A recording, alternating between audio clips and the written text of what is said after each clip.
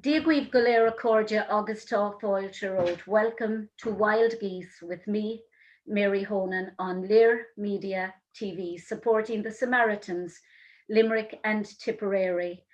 And I cannot begin to tell you how excited and nervous and honoured I am to have my guest today, who is His Excellency Ambassador Dan Mulhall, who is the Irish Ambassador accredited to the United States. Welcome, Dan. Thank you very much. Ambassador, I should say. Thank you very much. For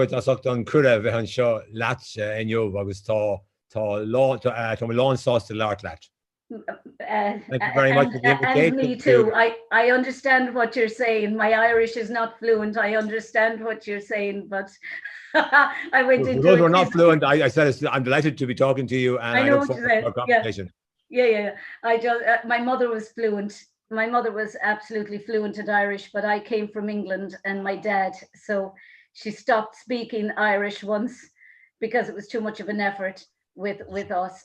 But Ambassador Mulhall, what's it like being in the United States right now? You're enjoying your time there? Look, it's a fabulous country. In the first 2.5 years of my assignment here, I traveled widely because despite what people might think at home, Irish people in America, Irish Americans are not just to be found in Boston, Chicago, and New York. They're to be found in every city, in every state in the United States. Yeah. And wherever I've been, I've come across people very enthusiastic to connect with Ireland, even though they may be 4 or 5 generations removed from our country. They still have a grow for us. They still have a feeling of some kind of affinity with us. And that's been a great thing.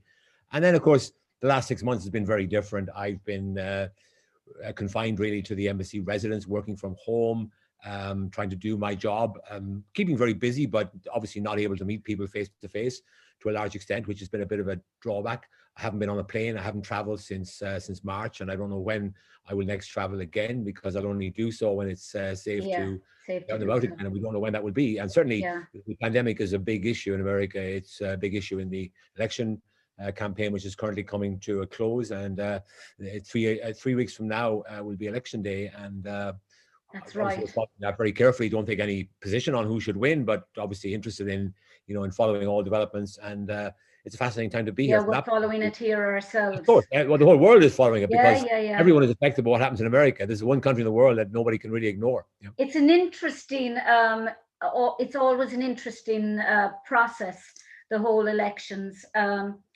Irrespective of who's going for elections. I remember when President Obama was being elected, I stayed up all night to watch the elections, and I suppose it was very emotional, being that history was obviously being made, and I found it very emotional. I was just taken in by the whole process. But Ambassador, when your life began in Waterford, you're a Waterford man. I am. I was born in Waterford. I grew up there, went to school in Waterford. All my family really are Waterford people. My mother was one of 8, and they all stayed in Waterford. None of them left, which is remarkable at that era when she was born in the 20s and grew up in the 40s and 50s when immigration was endemic from Ireland, and yet none of her siblings left Waterford. So I had many cousins in Waterford, and no one anywhere else in the world. So unlike most people, my family had no kind of connection with immigration at all, in that there was no cousins coming back from England in the summer, which would give you a kind of a sense of the outside world. So I lived a pretty confined life. I mean, we had a happy childhood. My parents were good parents. They're hardworking, conscientious. Made every effort to make sure we did our best at school and holidays and so on. But really my knowledge of the outside world was probably confined to my stamp album. My stamp collection was probably the window I had on the outside world, because of course in those days we only had one television station in Ireland, and so the limited focus. We were probably better off, weren't we? We might have been better off. Everyone certainly saw the same programs. I remember myself sitting down watching the TV every evening. My father was one of these people of his era who insisted on watching the the evening news. It was a kind of almost like a religious observation for him. He had to do it. It was kind of, the whole house had to remain quiet while we Same were with listening mine, while my parents. we were watching the news, and the whole country watched the same news bulletins, really. And I can remember, actually, in '68, I was only about 12 years of age. I can remember the 1968 presidential election with Bobby Kennedy, and Martin Luther King was shot, and you had Nixon and so on. It was a very tumultuous period with all these student riots and demonstrations. Yeah. A little bit like this year in many ways, a turbulent year. But that's the first US election I can remember. And this is the first one I'm watching from America as opposed to watching it from around the world. Yes, that must be an interesting dynamic for you. I mean, do you find, I mean, I suppose Wild Geese, I'm very emotionally invested in the subject of diaspora Yes, and immigration and emigration. And I suppose Wild Geese, that's what Wild Geese, I took the name from the flight of the wild geese here in Ireland when Sarsfield sailed down the Shannon with his men and took up arms for battles all over the world rather than swear allegiance to the crown. So they were, if you like, the first emigrants, if you like. So that's what the name Wild Geese comes from. But do you find that the Irish, and I suppose being involved in Irish dancing worldwide, do you find that the Irish abroad tend to be, I know it's probably a cliche, but tend to be even more Irish than the Irish at home, because we tend to take things for granted that are totally embraced by those who have even an ounce of Irish blood in them? Sure. Well, look, I've had 5 heads of mission posts now where I've connected with the Irish diaspora. Edinburgh, Kuala Lumpur, Berlin, London, and Washington. Now, they're all very different, Obviously, in Edinburgh, you had the Irish there who came over in the 19th, 20th centuries. They weren't always well received by the Scots at the time, but they became part of the fabric of Scotland, and they're still very proud of their Irish heritage. Most of them come from Donegal backgrounds. They tend to be very strong supporters of Glasgow Celtic Football Club, so they have a kind of a tribal allegiance to Ireland, and there's still a little bit of tension there, perhaps, but that's all largely a thing of the past. The tensions were much more pronounced in the past, and now it's really down to support for a particular football club and the rivalry they that say generates. About the Scottish, they're the only the Scottish are the Irish that could swim. Well, who knows? That's that might be a debatable point, but anyway, I'm not sure if either nation are best swimmers in the world. But anyway, we leave that to the side. So, and then, of course, I went to Malaysia. They're totally different. There you have people who are expatriates. They're largely professional people who are working there, or they're married to Malaysians and they've moved to Malaysia, or they're retired there, or whatever. It was a nice community, and those people were very proud of their heritage, and they had one of the biggest St. Patrick's Day events that I've ever attended. More than 1,000 people attended the annual St. Patrick's Day ball organized by the St. Patrick's Society of Selangor. So again, they're passionate interest in their heritage, even though long way removed from Ireland geographically, but most of them will be going home on a regular basis and were in contact with families and so forth. So that was a very different story. Likewise in Germany, big number of Irish there, maybe 20,000 Irish in Germany, again, mainly professionals. So it's when I came to Britain that I came across what you might call an Irish diaspora on a big scale. Yes, because you were ambassador. Sorry, you were ambassador to Britain, and you were ambassador to Germany. Germany, that's right. You were secretary at the embassy in Vienna at one stage, and that's right. Also in Thailand during the. I was during the tsunami. Yeah, that's right. So you've been in many places, and you've led a really exciting life. Yes. I mean, I've been very fortunate that I've been able to serve my country in very interesting places and challenging places at times. The tsunami is one you mentioned, but also being in Germany during the financial and economic crisis that we had 10 years ago was no joke either, in that we had to really battle hard to defend our reputation there because of all the economic problems that were surrounding us at that time. Now, of course, I was in Britain for the Brexit referendum and the fallout from that, which was quite difficult too. And now in the United States, I'm obviously dealing with the effects of the pandemic. So I've had challenges everywhere I've been, but they've all been very exciting posts. But to come back to the diaspora point, in Britain, you have 750,000 Irish-born people. Yeah. Right. You probably have 10 million people of an Irish background, maybe more, because of course they've been going to Britain since the 19th century in large numbers, since the time of the famine. Yeah. But the difference is between Britain and here is that in Britain, people of Irish descent don't really identify with Ireland to the same degree as they do in America. They may have an Irish name, they may be Catholics, they may have some sense that my granny was Irish or my great granny was Irish, but they don't see themselves as British Irish or Irish British. They are part of British society, because Britain doesn't really lend itself to people having a separate identity alongside the British identity. Whereas in America, that is very much part and parcel of who Americans are.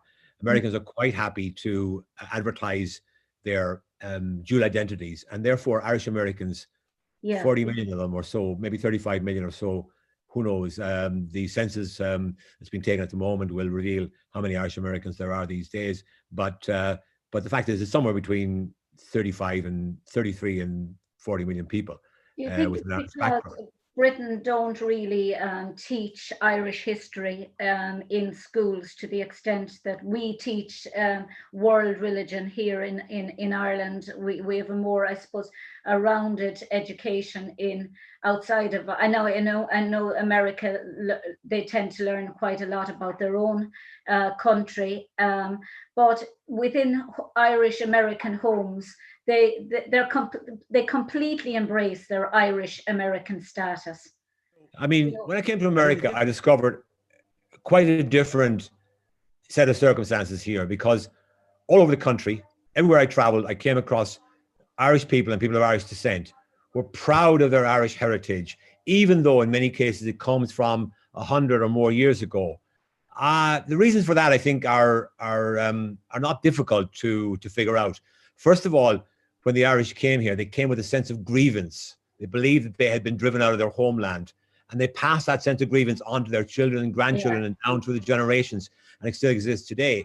Secondly, they weren't well received by the local population in many cases. They were resented because they were poor, they were newcomers, they were Catholics, and that caused them to bond together and to, in particular, create their own parishes, their own churches, build their own churches, form their own organizations like the Ancient Order of Hibernians and things like that, in order to come together to protect their interests in a society which didn't always welcome them. And that tradition has continued to this present day. And it's extraordinary to me how many people I meet distant from Ireland in terms of their heritage, but deeply committed to that heritage because of the ancestral traditions that were passed down to them from generation to generation. And very supportive of Ireland, supportive of Irish causes, feel a great affinity with Ireland, and a great admiration for Ireland too. Yes, but of course the Irish worked really, really hard as well, and they really rose through the ranks in the police force in the United States, and they rose in politics. So they've been very, very strong. I suppose I see a correlation in many respects between the Irish and the Jewish communities, because they tended to stay within their own communities, and they tended to lift their own communities up, if you like, wherever they went, because they felt, I suppose, in many respects, outsiders. So they looked after themselves. And I think that has actually transcended generations. I think we're all a bit like that. Anytime I ever went with Bunratty Castle to France, promoting Ireland, we all made our way straight away to the Irish pubs or anything that was Irish, and before you did anything, because you felt that sense of similarity, of oneness with people that you don't look for here in Ireland. You don't really feel the need to go out and look for people who are the same as yourself in Ireland. But when you're abroad, you do. Yeah. Do you find that? That's certainly true. That's certainly true. And wherever I've been in the world, I've always gravitated towards Irish people, and we always have a certain kind of instinctive affinity with each other, which seems to be stronger for us than it is with other countries. Yeah, well, Dennis Staunton, the London editor, described you as the ambassador who defied categorization. Very kind of him. I'm not sure if it's true, but it's very kind of him anyway. Did you read what he said about you? I did. It's amazing. He said Mulhall. He said he brought a depth of historical knowledge and insight to the commemorations of the First World War and the Rising, the 1916 Rising, and great passion to Yeats' 150th anniversary year in 2015, tweeting a line of poetry every day. Now, you're a man after my own heart, Ambassador, because I love Yeats. I've always loved Yeats. I can remember in primary school in sixth class painting, doing a painting to represent the school, but it was based on the wild swans at Coole. But I suppose my own, I have my own, I suppose, three favorite Yeats poems, and one of them is the Song of the Wandering Aengus. I often read that. I Pardon? often read that poem. Oh, it's just absolutely beautiful, and the Heaven's Embroidered Cloths is my particular favorite. Right. You know? I mean, I rather like the later poems. I love Easter 1916 because I think it's kind of like, if you're going to read anything about the Easter Rising and you only have 10 minutes, I'd read that because it gives you an insight into the Rising in many ways. That's as good as most books that I've seen on the subject, in that it covers a lot of the issues that arise from the Rising and the controversies that surrounded it.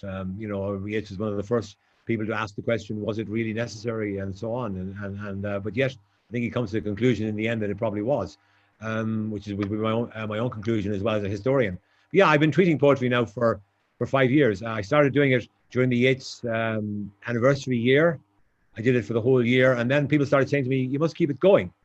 And I have kept it going, but now I tweet from different poets. I tweet from, like this morning, I tweeted from a poem by Paula Meehan, who's an Irish poet from Dublin.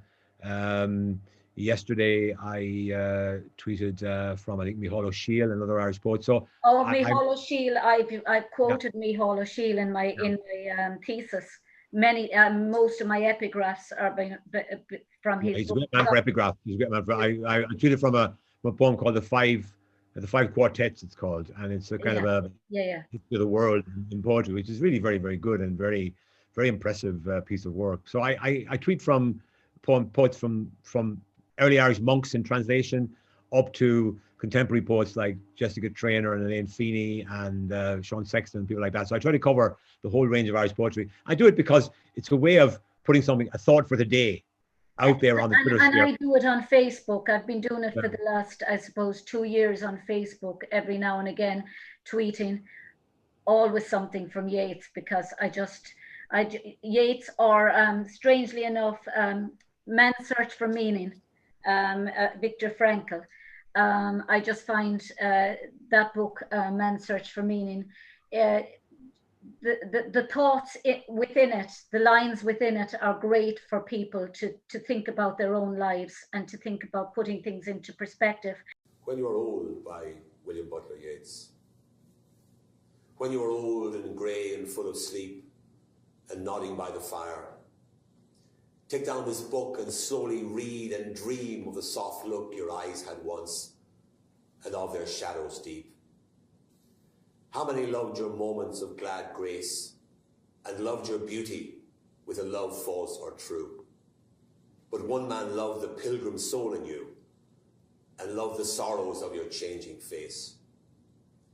And bending down beside the glowing bars, whisper a little sadly how love fled and paced upon the mountains overhead and hid his face amid a crowd of stars. Well, I've always enjoyed reading poetry, but I haven't read a huge amount of poetry for a number of years until 2015, which was the 150th anniversary of the birth of William Butler Yeats, our great national poet. But I was prevailed upon by a number of people who said to me, you must keep it going. So I decided that I would shift the focus from Yeats to Irish poetry generally, and sometime make the time to drive out west into County Clare along the flaggy shore in September or October, when the wind and the light are working off each other. Well, people tell me that they like my Irish poetry tweets because it's kind of an antidote to some of the more contentious exchanges that Twitter is famous for. So people say that they like it because it's a piece of contemplation. It's a thought for the day, if you like. And inland among stones, the surface of a slate grey lake is lit by the earthed lightning of a flock of swans. For me, our literature is part of Ireland's calling card. I've always taken that view. And for that reason, I think it's important as an Irish diplomat that we profile our culture. And so my daily poetry tweet is a small effort to fly the flag for Irish poetry and for Irish culture in the Twitter sphere.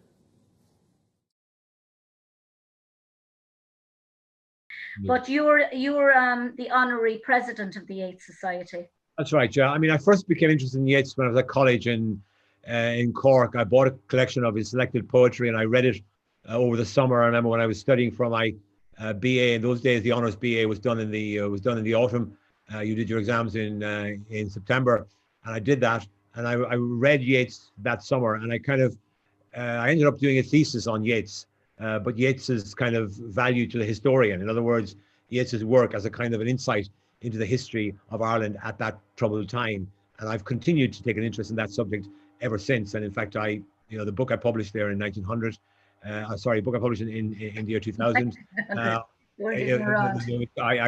not that old, happily. It was called A New Day Dawning, A History of Ireland in 1900. And that focused a lot on Yeats and used Yeats as a source. So I've tried to use Yeats as a source for my work in understanding Irish history. And I think he's a very valuable source indeed. And that's why I've taken this passionate interest in Yeats over the years. I spoke about him all over Britain during the 2015 anniversary year. And I've continued to talk about Yeats. I look at poetry and, you say to yourself, it's like art. You can guide a person in art as a lecturer, and you can guide them in poetry. But can you teach a person to actually feel a poem? You can guide them, but I think poetry is something it's like art. You either feel it in your soul, and I think when you look at the movie with Robin Williams, Dead Poets Society, and I think it came out really clear in that actually, how you cannot actually, you can sit down and you can talk about things like iambic pentameter, and you can talk about the rhyming schemes of poems and all that, and the structures of poems. But you can't teach a person to actually feel about it the way, say, for instance, I feel when I read Yeats poetry, especially the ones that are obviously written about Maud Gonne and the unrequited love. And I think it's probably the romantic in me when I hear, and to a child dancing in the wind. And when you hear that and you think, gosh, when that a man could actually sit down and write that about a woman, or anyone could put in. But there are other poets as well. I mean, I also obviously admire the work of Seamus Heaney, and I often think of Postscript, this great poem of his about the flaggy shore. And sometime make the time to drive out west into County Clare along the flaggy shore in September or October. And there's something about that. It's that the words have a kind of there's an imagery there. The flaggy shore, but also just the way the words jog along. Sometimes take the time to drive out west. It's as if it's the only way you could possibly express that sentiment. So what I find about poetry is that you have a combination of the sound and the images that come together to give you a kind of a verbal hit, which you don't get from other forms of writing. No, and I mean, there's a line in that postscript, and it says, "You are neither here nor there." Not there. Yeah. And it's funny that's in a direct. I suppose our motto here for our station is "Wherever you are, we're here." So if you're neither here nor there, which is very true in your case, because you could be anywhere in the world. You're neither in America nor, and I suppose it's the same. I'm always in Ireland. I'm always representing Ireland. Pardon? I feel very strongly that wherever I've been in the world, I haven't been an immigrant. No, you've always been working for Ireland. So I've always been surrounded by Irish. which Yeah. is a very strange situation to be in, because you're living in a country, America in this case, Britain before, Germany But you're before. representing Ireland. But everything I do has to do with Ireland. Because even if I go to an event that's nothing to do with Ireland, the fact that I'm there as the ambassador of Ireland, people come over to talk to me, I'm talking about Ireland. So you can't escape as a diplomat from being the personification of Ireland in the country where you happen to be posted for that period of time. That's very true. But, you know, I mean, you are of Ireland. So you are not just from Ireland, you are of Ireland when you're an ambassador, because you always have to be conscious of the country that you're representing. Sure. You were actually there in London when Brexit happened. Yes. You were there when the World Irish Dancing Championships happened. I spoke at that, yes. You did, and you launched Dr. John Culnan's book. I did. Which he was very proud of. He said to me, "Don't forget to mention me to the ambassador." I have it on my bookshelf over there, in fact, at the moment. Yeah. John has been on with me 4 times. He's coming on again now to talk about setting up Irish dancing in America and Canada and Australia and the rest of the world. But when you received the Freedom of London, how that must have been absolutely fabulous. Well, I received 2 freedoms within a year of each other. Waterford and London. And I suppose the Waterford one means more to me. Of course, because my family were involved. Everyone was there from the family. Yeah. The London one was also a great treat, because I had worked hard, trying to build connections with the City of London, because there's an important part of our connection with Britain is the financial services link, and the City of London, of course, is the place where the financial services industry is located in London. And I was very pleased that they decided before I left that they would grant me the freedom of the city, because I don't think any ambassador had it before. Certainly no Irish ambassadors had it before, as far as I'm aware.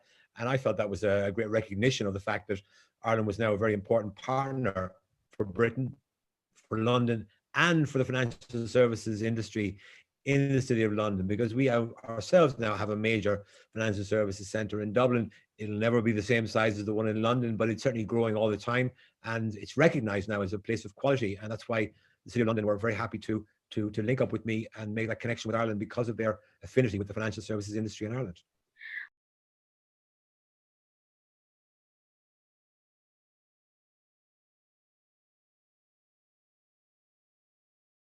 There clearly is a political impasse, and we all know the only way to resolve a political impasse is to find solutions, and those solutions can only be found by talking and by doing things that are conducive to agreement. You look back at the progress that's been made since the Good Friday Agreement of 1998.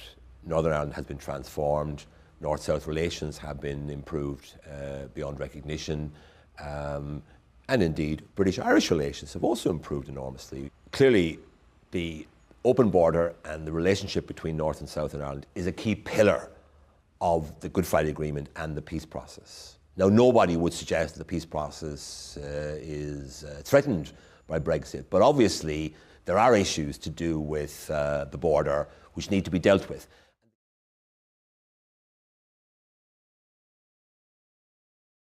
What I find when I talk to people at home in Ireland, people who are not involved, say, in politics or in the diplomatic world, they tend to be a bit bewildered and confused and surprised by the whole thing. It will be a strange experience for Ireland to find itself a member of the European Union without its nearest neighbour. And that's why we were hoping that the referendum would turn out to have been a Remain vote.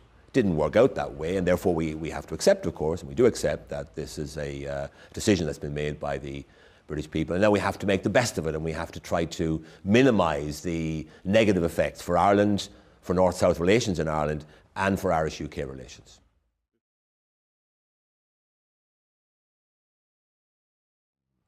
Ireland is committed to continued membership of the European Union.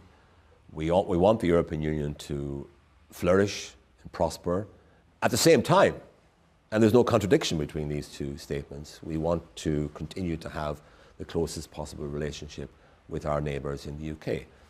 That relationship will be more difficult to manage when the UK is outside the European Union. But it's not an impossible task. It can be managed and will be managed, in my view.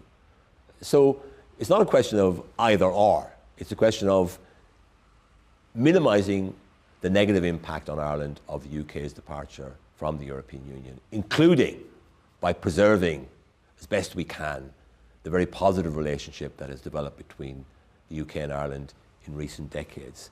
Well, I'm trying to avoid asking you any questions that are political, but ask me, and I will give you the answer that I can give you. No, I'm just saying how with Brexit and Ireland, and I know you're very conscious of the peace agreement, the signed peace agreement in the north, as am I, because that's what my doctorate was on, was brokering peace, I suppose, between, well, I looked at it from World War II perspective and children, but how we can actually understand the other, if you like. But you know, do you accept that that England has a right to look for its independence from Europe, number one? But do you think that leaves the door open for a united Ireland? And how possible do you think it's going to be for a united Ireland if people have to make a choice between remaining in the UK, remaining with the UK and thus leaving Europe, or staying with Europe and thus becoming a united Ireland? Well, first of all, I completely reject the idea that Britain is getting back its independence through Brexit. Britain was independent all along. It's independent as a member of the European Union, was for the last 45 years, is today, will be tomorrow. So the independence issue is completely irrelevant. We are an independent, proudly sovereign, independent state that happens to be a member of the European Union. Unfortunately, the Britain's notion of sovereignty, or the notion of sovereignty held by certain people in Britain, which eventually prevailed in the referendum, meant that they found it difficult to reconcile their notion of sovereignty with membership of the EU. I find no difficulty in that whatsoever. In fact, I think they're quite wrong. Those who push the Brexit agenda are quite wrong to do so. And I can see no argument really for Brexit. I mean, there's no economic argument for Brexit at all, because it's damaging economically. And the political argument is frankly quite limited, because Britain already had a particular form of membership with the EU, which meant that it wasn't bound by many of the things that it didn't want to be bound by. So, for example, they weren't part of the single currency. They weren't part of the Justice and Home Affairs area. They could opt into that as they chose. So they had a kind of a particular version of EU membership, which was, I think, very suited to them and which they made the best of. Unfortunately, that's now over. People have decided, and I have no illusions, but that Britain will finally, after the transition period ends at the end of this year, Britain will be outside the European Union. I hope they'll be outside with an agreement that keeps them fairly closely connected with the European Union, because that's the best option for us. When it comes to Northern Ireland, there's a protocol which commits the British to never having a border on the island of Ireland. Now, it means they must have some controls on the Irish Sea to protect the European. How do you think that's going to work? How can you see that? How can you see that working? I think it can be made to work very easily. I don't think there's a major issue there, but it is an issue still. There is still negotiations going on, but I believe those negotiations can, and I hope will, be resolved. They have to be. They have to be maintained. The protocol applies. Whatever happens to the relationship between the EU and the UK, that protocol still applies. We can't go down the road. We can't go down the road of the past. You know, we want to turn the clock back. So if you come to your point about a united Ireland, you know, that is covered in the Good Friday Agreement. I was in Belfast in April 1998 when the Good Friday Agreement was signed. Obviously it was ratified by the people of Ireland, North and South, and it is an international agreement. And that agreement does provide for a referendum on Irish unity at a certain stage in the future, when assessment can be made that there's a sufficient number of people supportive of Irish unity in order to justify having a referendum. And then if that referendum takes place, if there's a majority in favour in Northern Ireland in favour of United Ireland will come about. So, but my point is that I think the point of many people in Ireland is that this is something that needs to be prepared for. It needs to be worked towards. You can't just ask the question now. We know from the Brexit referendum that they asked the question about Brexit, and most people in Britain didn't know what they were being asked to decide on. They didn't understand what Brexit really meant. And I think we have to work on over the next few years, and that's what's being done in the Department of Taoiseach now. There's a new unit, a shared islands unit, trying to work out how you could create the conditions to bring about a situation where a referendum on a united Ireland will be likely to be successful. And we have to do that before we can, in my view, jump the gun. I think having a referendum now would not be very productive, or would not be very helpful to the overall situation. And you see a united Ireland in our lifetime? I don't know. I mean, look, 10 years ago, I would have said probably not. I don't say that any longer, because I've seen how things can change rapidly. Yeah. Think of how we've changed so rapidly over the last 20 years, for example. Yeah. So I don't rule out that changes could occur very rapidly in Northern Ireland, and ones you don't expect. I mean, who expected the Berlin Wall to come down in '89, for example?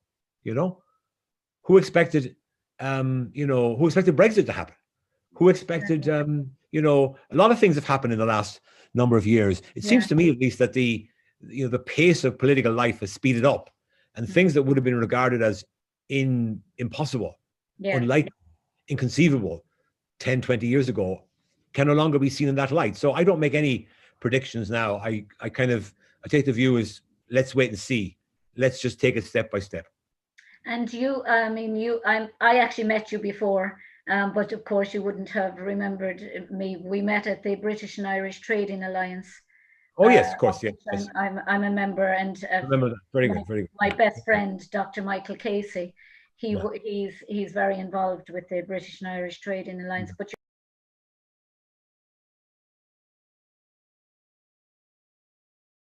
well, it's great to be here because it has to be fun, otherwise people won't come. But the important thing is that we need to cultivate these networks in order to ensure that our trading relations with Britain will continue to thrive in the future. When I'm in a room like this, I know that there are things happening in this room which will yield benefit in the future for Ireland and for our relations, our economic ties with Britain. You're also involved with the Irish-US funds, and of course that's done some tremendous work for you might like to tell people about. Yeah, I mean, look, the Ireland funds provides a practical way for Irish Americans to express their support for Ireland, their commitment to Ireland, and their affinity with Ireland. And it's important from that point of view because, people have this, as I said, they have this grow for Ireland. That's for sure. That's there. It's very strongly there. Yeah. But in the past, maybe there wasn't any way they could express that. And the Ireland Funds gives people a mode of expression for their Irish heritage and their Irish identity. And there are lots of Irish Americans who are very happy to identify with Ireland and to support worthwhile projects in Ireland that are funded by the Ireland Funds. And I'm a big supporter of the Ireland Funds because I believe that this connection with Ireland between the Irish who have made it good here in the United States, but who still want to be connected with their homeland, that connection is a very important one, and one that I'm certainly keen to cherish. And it's actually spread now, hasn't it, to Australia and Canada and China and all over. It's not just confined to the US and Ireland. You have branches of it. I attended their events in Britain when I was there. I attended their events in Germany. There's a branch in Germany. They're all over the place. Wherever there's an Irish community, there's always an Ireland Funds branch. Even in Germany, where there wasn't a huge Irish community, but nonetheless, there was a group there that were committed to doing things. They arranged, exchange. The same with the British and Irish Trading Alliance. Paul Whitnell was on talking as well. But Paul was saying, they've branched into the US as well. So, there's great work. I mean, when you look at the likes of Ed Walsh and Loretta Brennan, who did some fantastic work with the University of Limerick here, and the philanthropic involvement that they had alone, and they've been involved in the Ireland US funds more or less from its inception. People like and Dan Rooney, they've given their lives to trying to promote the Irish and trying to support the Irish. And I think see, remember where that came from. there was a time in the 60s and 70s when Irish Americans, confused about what was happening in Ireland, many of them decided the way they could help Ireland was to contribute to collections for organizations that were supporting paramilitary violence in Ireland. And that was not the way to go. That was not helpful. It was not constructive. No, and I think never. Dan Rooney, when Dan Rooney and Tony O'Reilly set up the Ireland Funds, they wanted to say to people, no, that's not the way to help.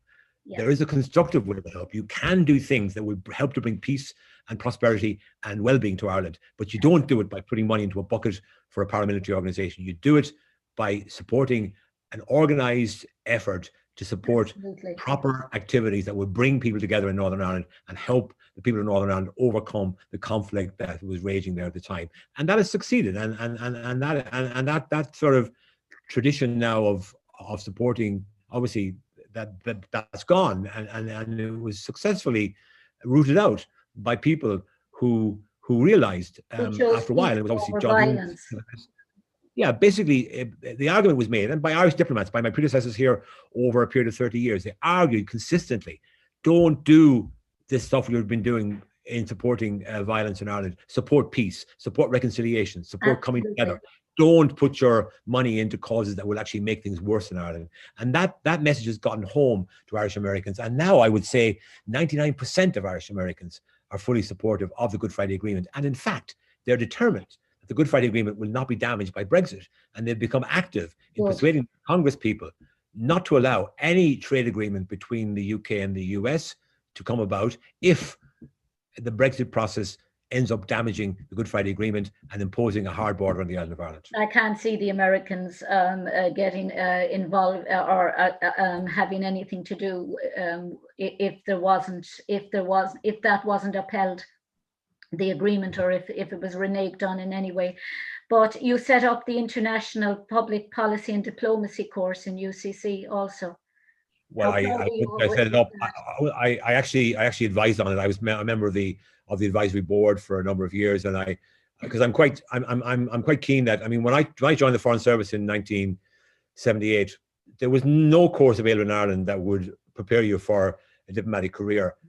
Most of our people, I mean, the people who joined with me, some were scientists, some were classicists, some were studied languages. I studied history and literature. We were kind of a mix and gather of all sorts of different backgrounds academically. A lot of my colleagues today now do have international relations degrees. It's not essential, but it does certainly give people a certain extra bit of ammunition that they can use during the course of their career, that they have an intellectual formation that enables them maybe to operate in a different way from the way we operated before. And of course, we now operate in a very different world from the one we operated in when I started 40 years ago. In particular, next year, we'll be joining the UN Security Council, and that will require us to raise our game. And I'm very happy that we have lots of people in our service who are very well equipped to operate in the international relations environment at the highest level, and that will be required of us when we join the Security Council in January of next year. Tell me about, say, for instance, the Irish Famine Roadshow that you're involved with. Yeah, well, first of all, the famine is the foundation stone of Irish America. I've visited famine memorials all over this country. There's one in Philadelphia, there's one in New York, they're everywhere. And that reflects the fact that Irish Americans recognize that their origins lie in that terrible event that occurred in Ireland in the 1840s. It reshaped Ireland, but also reshaped the rest of the world because of the immigrants who left from Ireland and who helped to change the course of history in the United States, in Canada, in Australia, and so forth. So I've always been keen on famine commemorations. I think it's part of our history that we need to remember, because it probably was the one event in Irish history of the last 300 years that had the biggest shaping effect on our subsequent evolution. And even today, I think you can see the effects of the famine in the fact that we're the only country in Western Europe that has a smaller population today on the island of Ireland than we had in 1845. That's an astonishing fact. And that is the impact of the famine. But it's also the fact that we have 33 or more people of Irish descent in the United States. That is a product, that is a byproduct of that terrible catastrophe that befell the people of Ireland in the 1840s. Yeah, it is, and I keep going back, I suppose, to the correlation between the Irish during the famine, the genocide, and say those that suffered in Europe, the Jewish community, and the non-Jewish people who suffered, the 11 million non-Jewish who died. Is that, you know, it's the fact that before these genocides, there was far more than there is even today of Jewish people. Same with the Irish people, and their ability to actually get up and survive, their ability to get on, to succeed, is just astonishing. You know, I mean, the Irish went to America and they could have laid back on the fact that they were impoverished and that they were after leaving their country and lie back in it.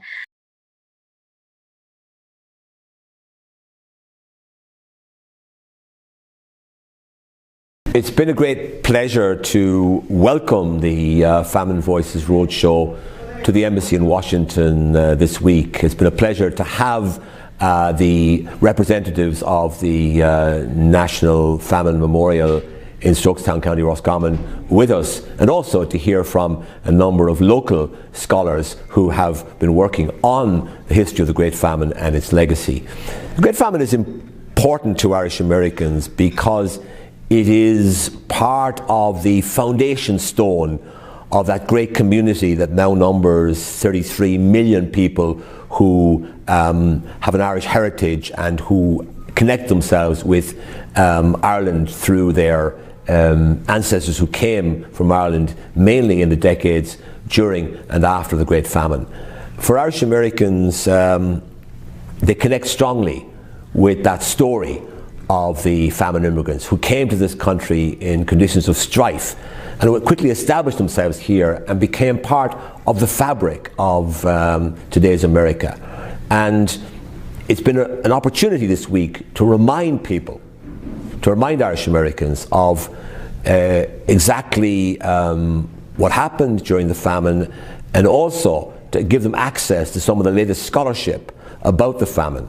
And it's been a joy for myself and my colleagues at the Embassy to host this famine commemoration and to bring to the Embassy so many people who trace their own family stories back to those dreadful times when famine struck Ireland and a tradition of emigration was established, which created a community of people in this country who are strongly affiliated with Ireland and have an affinity with Ireland, which actually is very valuable for us today as we connect ourselves with the community of Irish Americans, in part through the story of the Great Famine and its legacy.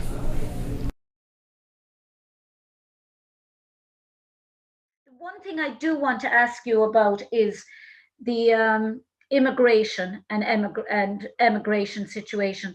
When people go to America, I'm thinking particularly now with COVID and the Irish that have gone over, people, yes, there are people who are fortunate, who have great jobs, or great careers, or great prospects because they're in college or they're lucky enough. But what about the Irish that are over there who find themselves for one reason or another without, just after landing, they don't know anybody. They haven't got a network already set up in the United States. They've gone there. Is it difficult for people? Are there people experiencing, Irish people experiencing difficulty in the United States with COVID, and particularly when you have to be at home or you're being recommended to not mix as much? If they can't mix, how are they going to integrate? If they suffer with depression in any way, or they're on the street, or what's life like for the Irish that don't have people to support them? Well, first of all, there are many people emigrating from Ireland to America at the moment. I mean, that the immigration stream is quite a thin one, quite a narrow one. And mainly those people are getting in on visas that acquired for them by their employers, and it Yeah. means there are people who have high skills and are needed, and otherwise it's very difficult to get in here. So most people that are coming in, have come in recent years, have come in that kind of context, so that there are people that have got senior positions in major US companies. For example, I was over in Seattle there visiting the Amazon headquarters, and they've got a few hundred Irish people there, Irish people who've moved there, but they were people who maybe worked for Amazon in Dublin and then moved over. The same is true in Microsoft. Same is true in many of the big American companies. They have people they recruited in Ireland, and for whatever reason they transfer within the company and are now living in America, and they're on visas that are acquired for them by the companies on the basis that they have a vital role to play within the company structures. Yeah. You do have people, of course, who came here maybe years ago, who never got documentation, who don't have. That's who I'm really thinking, I suppose. Well, there are people now. We don't know how many there are. We don't know how many there are, and obviously those people are particularly. I mean, a lot of them probably working in construction and in the hospitality industry, so in bars and restaurants, and of course that work has definitely been affected by COVID, and there were problems in the beginning. Back in March and April, we put up a fund which we got some support for Dublin from, and also there was fundraising here in America to help those people, because a lot of them lost their jobs overnight and found themselves in dire straits. So through the consulates and through local organizations in Boston, New York, Chicago, and in Philadelphia, we were able to channel some much needed funding support for people who were in dire straits, really. Now, that situation seems to have improved over the last few months, but who knows what will happen if the virus goes back up again in America. It's rising again, the 50,000 cases or so today, which is a lot. And if that number keeps rising, you could see further effects on the livelihoods of vulnerable people within the Irish community. But at the moment, the initial emergency has been dealt with, and I pay tribute to the Irish organisations for stepping up to the plate and for providing vital support for Irish people who were in dire straits at that time. And obviously we stand ready to support any future efforts as well that may be necessary, depending on how the pandemic develops. Yeah, but you seem to have been in places, you seem to have been in postings when important things or disasters happened. I mean, I'm thinking of Malaysia when the tsunami happened, and you were known for your humanitarian work and getting people out of the disaster zone. But you were also in Germany, which coincided with the Irish financial crisis. So, right. And then you were in Britain when Brexit happened, and you're not here for a pandemic. United States during COVID. The pandemic is global, so that's I can't be accused of having come to that. It's a global but when the election is happening. Oh, well, exactly. Yes. Well, that'll be an exciting next few weeks. Certainly, things are getting very heated here at the moment. I'm watching with bated breath as to what's going to happen, but I can't comment one way or the other, of course. No, of course you can't. But no, it's exciting. I think we're going to do a show that night as well. We're going to have people on from both sides, from the Democratic Party and from the Republicans, just to just have a chat during it. And we're going to stay up all night and watch the show. But Sharon was saying to me that she said Ambassador Mulhall, she said, could sing or dance or sing or recite a poem at a drop of a hat. I can't dance. I'm strictly come talking, I'm afraid. I don't dance. It's one thing I don't do. My wife's a great dancer, but I heard so much about your lovely wife from Australia. Yeah. She was as much a hit, I believe, in London as you with everybody. She's a big hit, a bigger hit than me, I would say. She's much more charming than I am, and the same is true here in America. She's Australian. She's widely loved here in America by all the Irish who respond well to her, because she often says to them, look, I'm Irish the way you are, because her family came from Ireland, or her mother's family came from Ireland in the 1860s, and many of the Americans we meet here are people whose families came from Ireland around that same time. So she feels a certain kind of, affinity with them because of that. Yeah. So,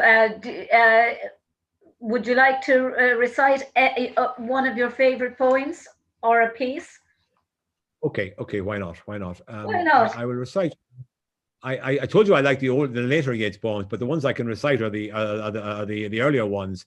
You know, in particular, you know, the Lake Galavinish Free. And in fact, last summer, I was in Sligo for the Yeats Summer School, and I was speaking, and I met somebody who offered to take me out to the Lake Galavinish Free on his boat. So we set off anyway one morning, a beautiful morning, out on Lough Gill. The weather was superb. It was warm. It's not a breeze. The lake was like glass. We actually went over, and I stepped onto the Lake Galavinish Free. We climbed up to the top, and I recited the poem from the top of the Lake Galavinish Free. I will arise and go now, and go to Inish Free. And the small cabin bill there of clay and wattles made. 9 bean rows will I have there, a hive for the honey bee, and live alone in the bee-loud glade. And I shall have some peace there, for peace comes dropping slow, dropping from the vales of the morning to where the cricket sings. There midnight's all a glimmer, and noon a purple glow, and evening full of linnet's wings. I will arise and go now, for always night and day I hear lake water lapping with low sounds by the shore, while I stand on the roadway or on the pavement grey. I hear it in the deep heart's core. Isn't that beautiful? Do you know where I was when I decided to learn that poem by heart? I was in India in 1982, and I was a friend of mine, an Indian friend of mine, Geeta Sehgal, invited me to be her best man at the wedding. She was marrying a British diplomat whom I also knew, and I was best man at the wedding. And she invited me to her grandmother's home. Her grandmother was the sister of Jawaharlal Nehru, the first Prime Minister of India.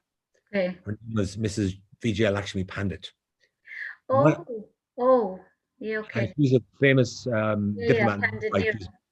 She's Pandit Nehru's sister, and she was a famous diplomat in her own right. She was ambassador to the UN, ambassador to the Soviet Union, ambassador to London, and to Ireland, actually. Anyway, when I arrived at her home, beautiful home on one of the nice suburbs of New Delhi, she said to me, "Oh, you're Irish?" And I said, "Yes." And she recited that poem by heart. And then she recited, "When you were old and grey and full of sleep." And I then decided, hey, if this distinguished Indian lady from the most famous Indian family of the 20th century knows Irish poetry, I have an obligation to know it too. So that convinced me that it was important to learn some of those poems, which I've done. And I recited those poems all over the place since then. I always remember that meeting with Mrs. Pandit, because she was someone who learned those poems. I asked her, "Where did you learn those poems?" She said, "I learned them when I was interned by the British in the 1930s with my brother." Well, it's funny you should say during that. Our freedom struggle. My mum was very friendly with a woman, Patricia Lipper, and she had trained in England. Her aunts were nuns, and she would have been Mick Lipper's sister. Oh yeah. I remember him, yeah. PD. And Patricia married a man, Madhu Sudan M. Amersey. He was Indian, and he was a friend of Pandit Nehru. And that's what, when you mentioned about Pandit Nehru, that came back, and he used to talk about how India fought their battles based on Ireland. They took inspiration. He who fights and runs away lives to fight another day, was kind of the motto they had. But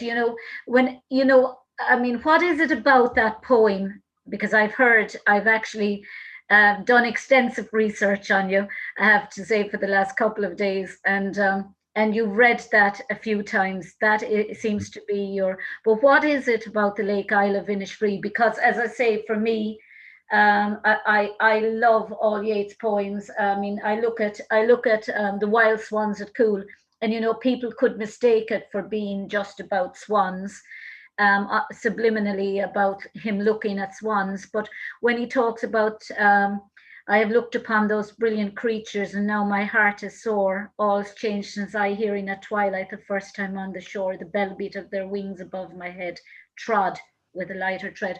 It's all about the 19th autumn, 19 years that he has spent looking at it, and about how he's coming now to the twilight of his years, and he hasn't found any love. And the swans are representative of, it's all metaphorical. The swans represent this mating for life, and he hasn't found his mate for life, and how they trod with a lighter tread once, and now everything is so much heavier. It's all about aging, the aging process, and loneliness, and people can, and that's what I love looking at poetry. I love the depth that you can read into. I suppose what I would say about the Lake Alvinish Free is that its quality is that it was written in London. In fact, I've been in the house where that poem was written in Bedford Park in London, and it's all about exile, because Yeats was an exile as well. Remember, he was an exile from his spiritual home in Sligo, where he spent his happiest years as a child, and where he learned a lot about Irish mythology and Irish culture from the local people there. And it's this kind of thing about, you're in a city, you're on the pavement grey, and suddenly you're transported. And Yeats describes how he wrote that poem. He was walking along, I think it was the Mall in London, and he was passing by a window, and there was a fountain in the window, and the water in the fountain reminded him of the Lake Alvinish Free. And he wrote that poem. He went home and wrote that poem based on that inspiration that he had. So it's one of these inspirational moments that you have to, and of course, every word in that poem seems to be made to be there. Yeah. There's not a word out of place there. No, he doesn't seem to wait. Every word is slotted in there. Yeah. And you can't imagine any word being removed, or an extra word being put in, or a different word being put in. They're all perfect. They bring the balance of the poem. Yeah. But it is that idea of you're away from home, and something brings you back to your home place. And that is a feeling that all exiles, including people like myself, have a lot, because we're all the time being reminded of home, and being taken back there, and being reminded of memories of family and so forth, which bring it home, even though you might be 5,000 miles away or more, as I've often been during my career. Well, my mother moved to England after she got married to my dad, and she used to say the rain didn't fall the same and the clothes didn't dry the same, because she came from a small community in Limerick, and she was just desperately homesick. So I suppose that, I was always conscious from an early age about the effect homesickness can have on people, and no matter how much they're embraced in there, and how good people are to somebody who's feeling that sense of longing for home, nothing replaces home.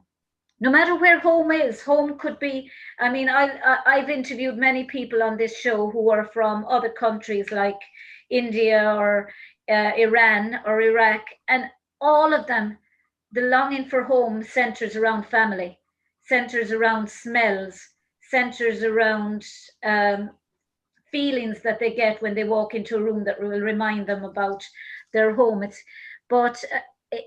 We tend to think it's an Irish thing because we're an island people.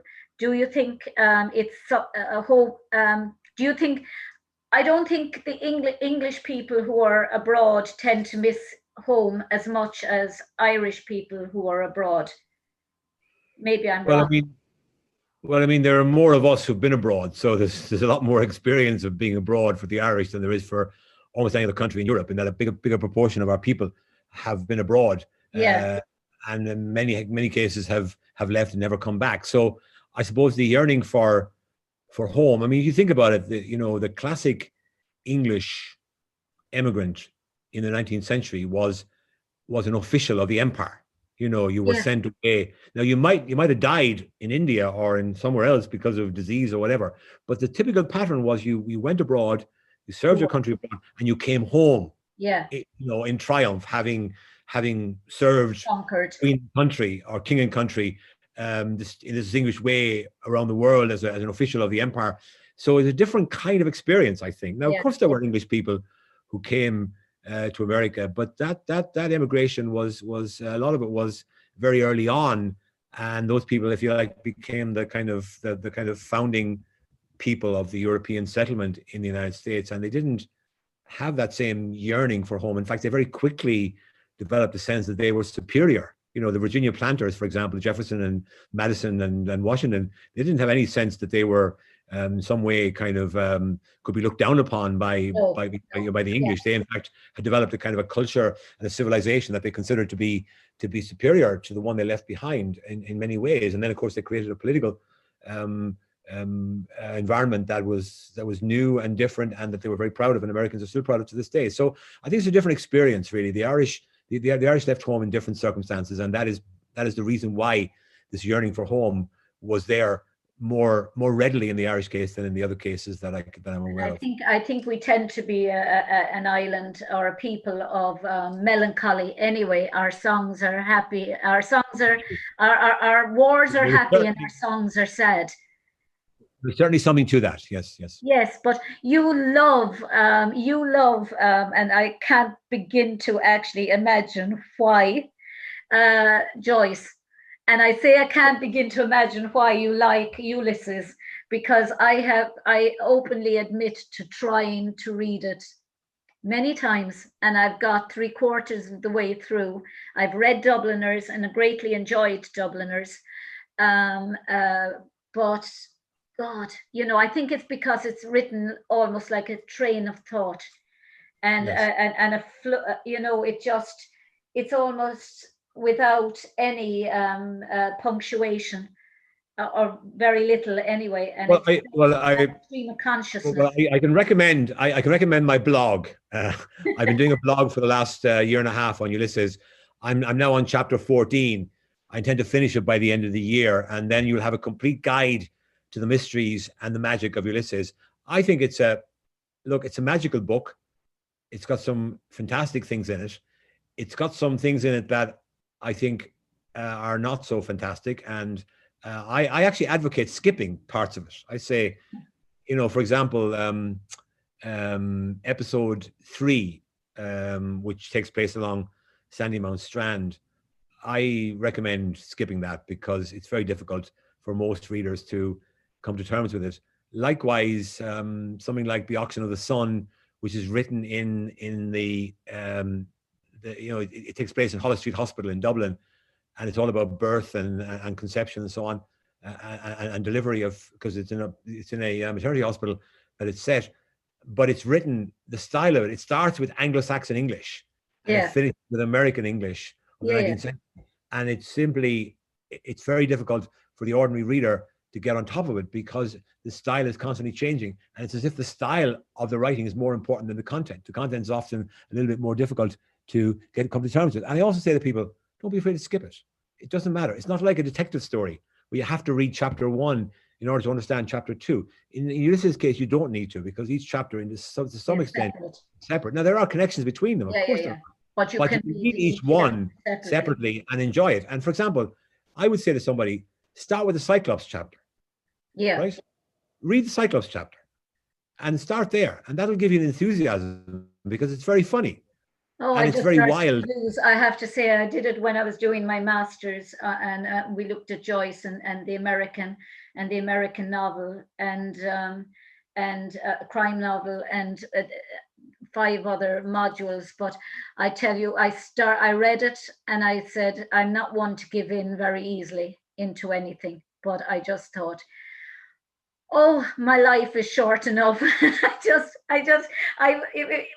There again, it just started to change from language and this constant almost stream of consciousness. And I just thought, no, give me my Holocaust books.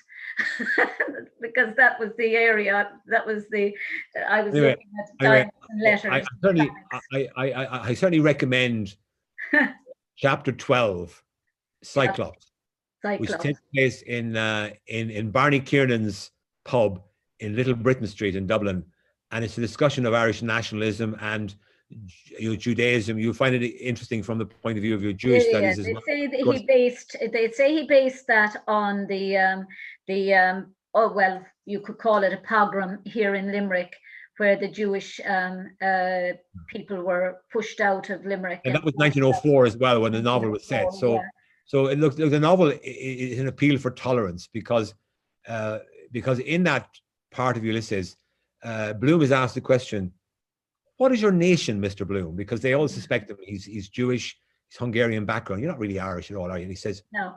He says, Ireland, I was born here, Ireland. In other words, you don't have to be seed breeding generation. If you're born in a country, that's where you're from.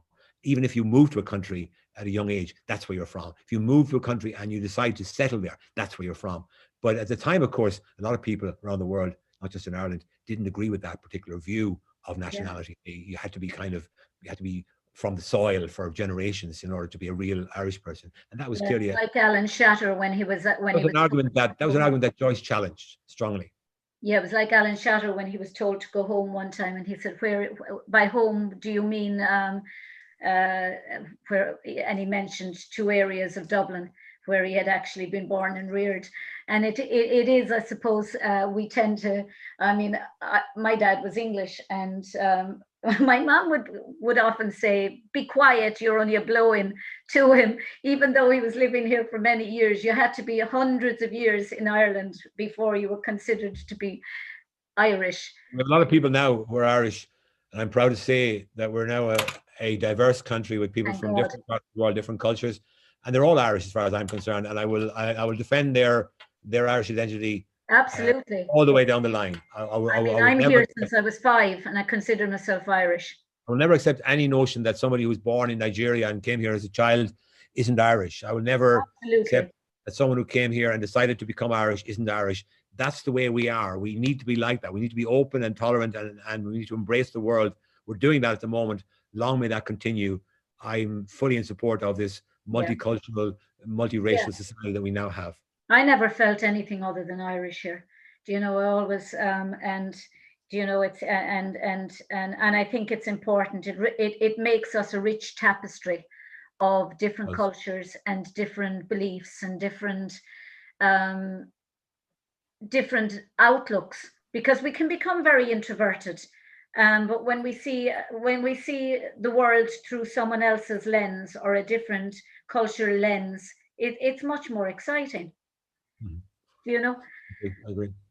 But Ambassador, I've taken up so much of your time today, and we've had a few glitches which were beyond our control. And thank you so very much for giving me your time. You're very welcome. And best wishes to you and to your wife, Greta. And how long more have you left in America? The situation with Irish ambassadors is that you stay in post for as long as the government wants to keep you there. So I'm entirely at the hands. I'm the government will decide how long to leave me here. I would have another year or two, I guess, would be the norm. And I'm happy to stay here for as long as the government believes that I can do a good job here, and I believe I'm doing the best job that can be done at the moment, given all the circumstances. I look forward to going back to normal life sooner rather than later, but only when it's safe to do so, because we have to put the safety of our staff and ourselves first in this situation. But we are able to operate remotely. We are able to to do our job remotely or in socially distanced situations. It's very difficult, because I'm trying to do a postdoctoral research now at the moment, and I've been trying for the last while to get through to a lecture in UCC, and no answers, because there's nobody seems to be, everyone seems to be out of the office, or to try and, because I'm hoping to try and do it through UCC as well, but it's difficult when you're trying to get through to colleges, because all the colleges are up in a heap at the moment. The whole world's in a heap, so we're not the only ones, and we've got to just knuckle down and get through this situation, and hope that by next year we'll have a vaccine and therapies which will reduce the effect of this terrible virus and allow us to go back to normal life again. I'm certainly yearning to get back to the normal diplomatic routine of meeting people face to face, rather than doing so over virtual platforms like this one. Yeah. Although I'm glad we have these virtual platforms, because without them we'd be sunk. When I was in India in the 1980s, you couldn't even phone home. You couldn't phone home. Can you imagine what it would be like being in a pandemic? That kind of situation. You wouldn't even know what's going on in the world. Not a clue. So the fact that we have these technologies do give us great relief, I think. They make it possible for us to function. Well, despite the pandemic. It was great for us because, as I said to you earlier, we tried starting up this station, and then the lockdown happened, and COVID happened, and we couldn't get our equipment down, and we couldn't wait around to start it. So we decided to start it. We've applied for an FM license, and we started doing the on-camera stuff via Zoom. And for the most part, it's gone swimmingly, and they come out really well, you know, the final products, and people are generally responding beautifully to them. So it's naturally, of course, if there's too many people on Zoom around the city, it slows everything down, and you know. But anyway, Ambassador Dan Mulhall, good talking to you. Thank you. Thank you very much. You're very welcome. Bye bye. Slán agus beannacht. Slán.